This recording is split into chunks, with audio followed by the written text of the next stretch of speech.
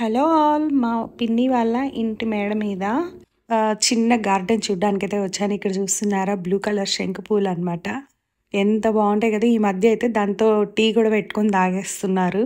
ఇంక ఇది చూస్తున్నారా, ఇదైతే బచ్చలాకు అనమాట. పప్పులో వేసుకోవచ్చు. ఇది లేడీస్కి చాలా మంచిది, యూటరస్ కంది. ఇంక ఇప్పుడు ఇక్కడ చూపిస్తున్నారు కదా, ఇదైతే రణపాల చెట్టు అనమాట. ఇది కిడ్నీలో స్టోన్స్ ఉన్న వాళ్ళకి, ఇంకా హై బీపీ ఇట్లా ఉన్న వాళ్ళందరికీ ఇది చాలా బాగా పనిచేస్తుందంట. అర్లీ మార్నింగ్ మనం డైరెక్ట్ ఆకు తినేస్తే మంచిది. ఇంకా ఇంక ఇక్కడ చూస్తున్నారా, ఉసిరి చెట్టు ఉంది. ఇదైతే వామాకు అనమాట. దీంతో బజ్జీలు కూడా వేస్తారు. మీకు ఎవరికైనా ఐడియా ఉంటే నాకైతే కమెంట్స్లో షేర్ చేయండి. ఇది చూస్తున్నారా, మల్లి చెట్టు అనమాట. అన్నీ మేడ మీదే చిన్న చిన్న తొట్టుల్లో వేసి పెంచుతున్నారు. ఎంత బాగున్నాయి కదా! ఇంక ఇదైతే మందార పువ్వు అనమాట. చూస్తున్నారా ఎంత బాగుందో, దోసాన్ పువ్వు అని కూడా అంటారు. ఇదేంటనుకుంటున్నారు, డ్రాగన్ ఫ్రూట్ చెట్టు అనమాట. చూడండి అసలు ఎంత బాగా వచ్చింది కదా!